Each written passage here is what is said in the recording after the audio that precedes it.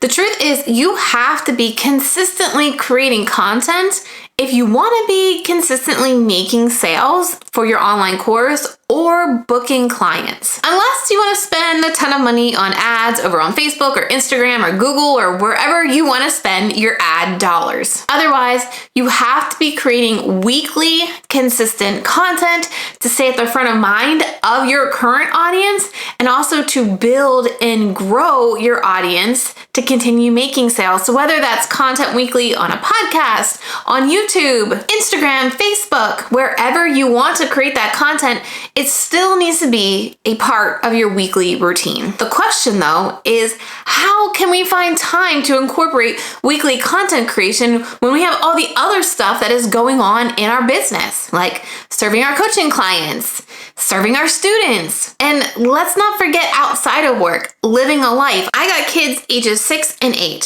so my life doesn't revolve around my business. I have to actually show up and find time to take care of my kids as well. So how do I make it all work? Very strategic planning. Because the goal for me at the end of every single week, specifically on Friday, is to have nothing on my list to do so that I have a free Friday. Maybe I'm going to work if I feel like it. Maybe I'm going to get a massage. Maybe I'm going to clean the house, and maybe I'm just going to Netflix binge. But the goal of my weekly plan is to make sure I'm getting everything done that needs to be done so that I can have a free Friday. And I want to show you how I've organized my week kind of strategically so you can figure out how to start organizing your week to stay productive, create that weekly content, and do the things you actually want to do.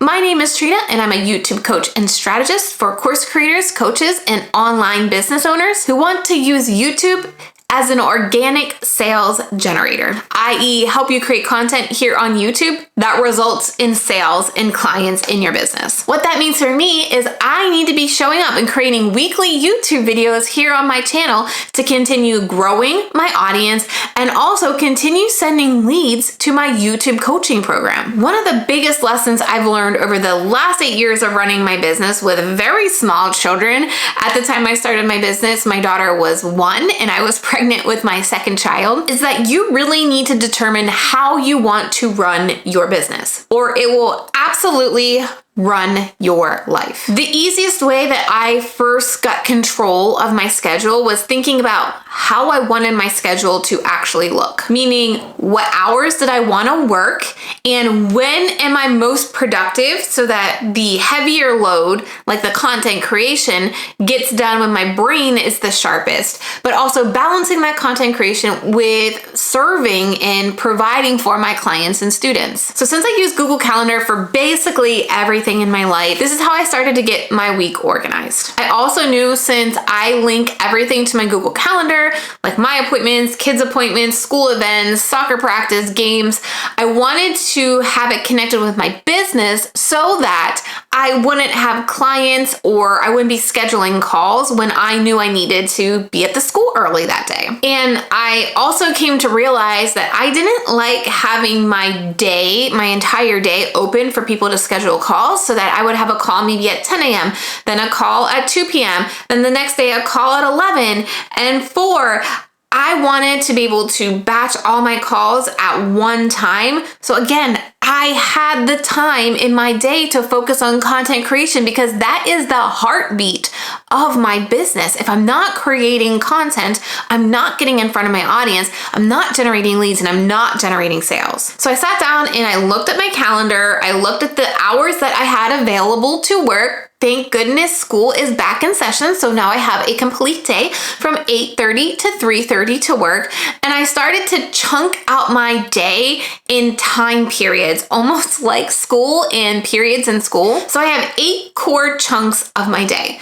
Of course, the day starts with my morning routine, but I'm going to share it with you, and it's not that complicated, but it runs from about 5:30 whenever I get up till 8:30 when the kids are officially off on their way to school. Then I roll into about 30 to 45 minutes of what I call admin check. And again, I'm going to share what I'm doing on each of these chunks here in a moment, which then rolls into 2 hours of my sacred time, an hour for connection and lunch break. You've got to schedule that. Open for calls on Tuesdays through Thursdays, a work day shutdown routine, and then my evening routine, which is everything that involves getting the kids off the bus, making dinner, running to soccer practice, throwing laundry in, all of those mom things. Now you notice that I mentioned Tuesday through Thursday. Monday has a little caveat because it is the day that I meet with my team. So I am going to be sharing more about my Monday routine in just a moment. And you might be wondering, well, why do you chunk your days up like this?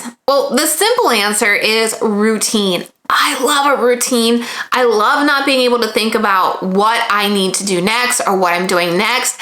I love eating the same thing for breakfast and lunch every day, so I don't have to think about that. If I could find the perfect t-shirt in the world that I loved, I would buy 10 of those and just wear them every day as well. But what's really important about a routine is you're going to be more productive. I'm coming off a summer vacation and we literally had no routine and I am struggling.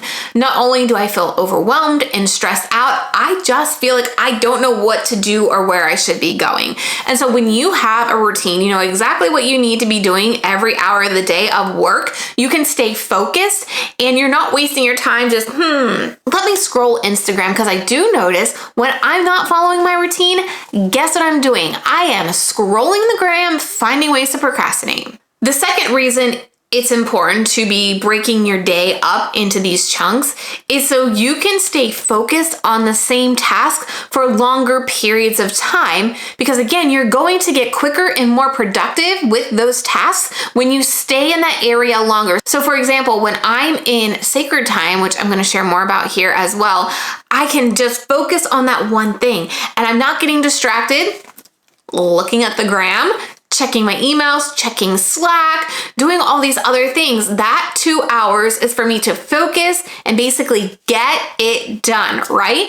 And then when I am in my call block, I can focus on the phone calls that I have. So taking notes, getting the videos uploaded so that they can get access to them, right? It helps you be more productive than switching so many hats in a short period of time. I feel that I've made it clear or broken down the really key benefits of chunking your time up like this. I would love to hear from you. Do you do something similar like this? I believe it's called time blocking as well. Or most days you're just flying by the seat of your pants, which is totally fine. That was me my first couple years of business as well. Let me know down in the comments, do you time block? Are you flying by the seat of your pants, or are you wanting some routine in your business? Let's talk down there. So now that you can kind of see how my work week is broken down to stay productive and have time to create that weekly content, which we are going to get back around to, let's walk through what I'm actually doing in each one of those chunks to remain productive so I don't have anything unchecked on my to-do list on Fridays. But before I can slot specific things into these 8 chunks of time throughout my day, I've got to do a little bit of planning on Sunday, every single Sunday, and it's only about 15 minutes of planning. Since I do quarterly planning every 90 days, and that's a much lengthier process that I talk about in detail in this video right here, I already have an idea of what I am working towards, what projects that I have on my plate,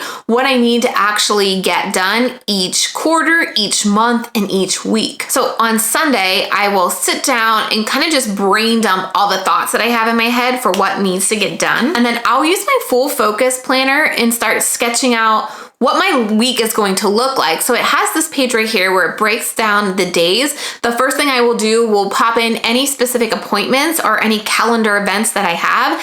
And then I will look at the list of tasks that I brain dumped and see where they fit into throughout the week. I'm also looking, are there specific due dates for the projects that I'm working on? And also, is it a content creation week or not? Because I have what some people would call like an A and B week in my schedule, where A weeks are when I'm creating content and B weeks are when I'm working on project-based tasks. So once I have my calendar mapped out in my full focus planner and I'm making sure I don't have too much in my days of the week, I will determine what are the 3 big rocks for that week. And Full Focus has that as well. What are my 3 main focuses for the week? It's just a check system to make sure I am working on the things that we that are going to help me get those 3 big rocks done. And I'm not scattering all over the place with other things, but these are the 3 big projects,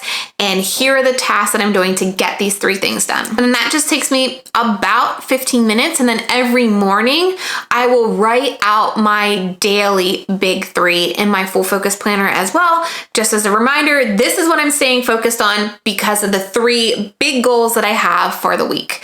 So let's roll into my morning routine because I've got feelings about morning routines. I'm not a morning person, nor do I believe that you need to be a morning person to be a successful business owner. That whole storyline is a load of crock. I tried waking up at 5 a.m. every day and I just was tired and even more crankier. And so what I have come to find out is I can get up between 5:30 and 6. I have that window there.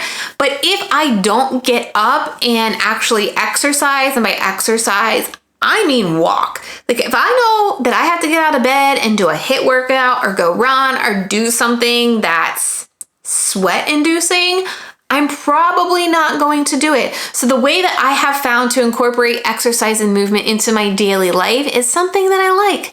I walk 2 to 3 miles every morning and it's on my treadmill so that I can watch Real Housewives from the night before. And the biggest reason I'm doing this is because I know I am not going to get it done if I wait to do it later in the day. I'm gonna be tired, the kids are gonna be home, laundry, dinner, all these other things are gonna pile up. And so I've just got myself into a routine to get up, do my walk, and be done with movement for the day. After that, I then obviously take a shower.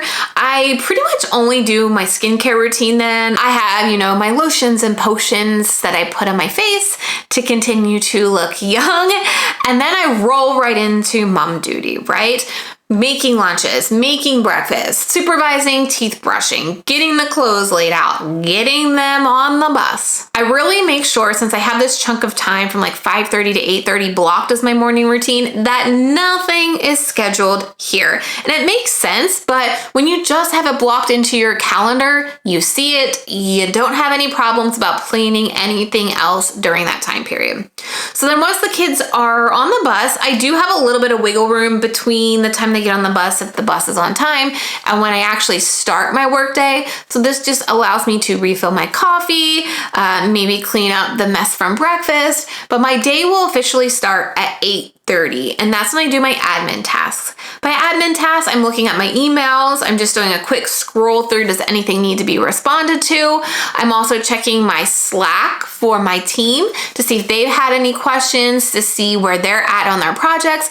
And I'm also taking some time to just scroll through if any coaching clients needed specific questions answered until I got to the time later in my day that I will be answering their questions. So that takes me about 30 to 45 minutes, which then rolls me into my sacred time. My sacred time is 2 hours every single day between 9 and 11. It's where I have full focus on specific tasks like writing a sales page, setting up funnel automations, video scripting, video recording like I am right now in my Wednesday sacred time, or even creating new content for my coaching clients. Anything that is going to take a chunk of my time, it needs my undivided, uninterrupted time and brain focus. Now, if you don't think you have this time yet into your schedule, I would start to back into it, because if you feel you're not productive throughout the week and you're not getting anything done, it may be because you're not allotting time to focus on these tasks that need to be done. So I would challenge you to start taking a look at your calendar and see if you can just block 1 hour every day at the same time to start working on these type of tasks, and see if you could eventually back into 2 hours a day. Because I didn't just start here. There was a lot of moving around with calls and schedules and appointments to the point where I can now get to this 9 to 11 period. And I really like it because my brain is the most sharp in the morning. I also, when I am filming in my sacred time, need to do it in the morning because the sun will blast this side of my room. So I need to film in the morning. And so it will take some time to get to it, but I'm going to tell you, if you need to be more productive and you need to get more things done in your business, you need to make the time to do it. Then the next part of my day is something new that I'm incorporating in here in the fall. It's connection, and it's where I want to take time to work on building relationships and finding new friends. So I will use Voxer to connect with some of my business friends. I am also in different communities and forums that I will take the time from 11 to 12 while I'm eating my lunch to actively engage and connect with people in those communities. Now, like I said, Tuesdays through Thursdays are the exact same schedule. So after lunch, I then have a 2-hour chunk of time for phone calls. So this is time for my one-on-one mastermind clients to book hot seats with me. It's my time to have one-on-ones with my team. It's my time to book podcasts or anything that involves Zoom or the phone is during this time. And it is better for me to do calls in the morning because, like I said, I need kind of like the biggest brain power, the most focus in the morning when I can work best. And then I have the time open in the afternoon for phone calls. Now, something that I do, some quick tricks here to allow this time to be as most productive as possible. I will close down my schedule for the week the Friday before. So before I log off on Friday, nobody can book any calls with me the following week. So I have a good idea on Sunday what calls are actually happening, and one doesn't just pop up on a Tuesday. And if I have extra time or nobody books a call on that particular day, I will just roll into anything that I was supposed to be working on that next day. So it will allow me to get ahead of my to-do list some days, but then there are also days where I'm slammed every Tuesday, Wednesday, and Thursday with phone calls. So now I mentioned how Mondays is a little bit different. So after lunch on Monday, I have a team meeting call. This is usually about an hour-long call, and it just allows the team to connect with each other. Since we're not in person, we have somebody in Chicago, we have the rest of the team here in Pennsylvania, but scattered throughout Pennsylvania. And it just allows us to connect and have that team synergy. It's also where we update on the projects that we're working on, the clients that we're working with, any questions, any issues that are popping up, and for me to update kind of what is the trajectory for this week and our big projects for this week. I'm considering creating some more content here on this channel about team building and hiring. If that's something that you would be interested in, what specific topics would you like me to talk about in those videos? Let me know down in the comments, because this is definitely coming up in the next couple of months here on this channel. I just want to make sure I'm covering the things that you want to see, because there is a lot that I could talk about when it comes to hiring and team building. Now, after that team call, my time is dedicated to my mastermind clients. So what my 10K on Replay clients are able to do is submit to me an audit. What this audit is, anything they want my advice, feedback, or eyes on. It could be a sales page, it could be a launch plan, it could be a content plan, it could be a course outline, but they submit it to me prior to Monday afternoon, and I will do a Loom video walking through my thoughts, my advice, any ideas that I have, and get that to them on Monday afternoon. So I have that time blocked specifically to give feedback to my mastermind clients. Sometimes I'll have 5 of these, sometimes I'll have 20 of these. So I really need to make sure I have allotted time for that wide range of possible submissions. This part of my day is also time for me to pop into Slack, and I actually do this every day in my workday shutdown routine. I'm looking at my mastermind clients to see what feedback or what questions they need answered, and I'm also jumping into my YouTube coaching experience Slack channel as well, which is something that we just started doing in August. And if you are interested in having a YouTube strategist and a team of YouTube coaches to help you build a YouTube strategy that will align your videos with your offers, so you will see not only more traffic to your offers, but more sales to your offers, go to trenalittle.com/apply to check out what the YouTube coaching experience involves, and feel free to apply to talk to myself or somebody on my team to see if this is the right fit for you. But during my shut day routine, I am checking all of my Slack messages from my YouTube coaching clients and seeing where they're getting hung up, what are they stuck on, and how I can get their questions answered.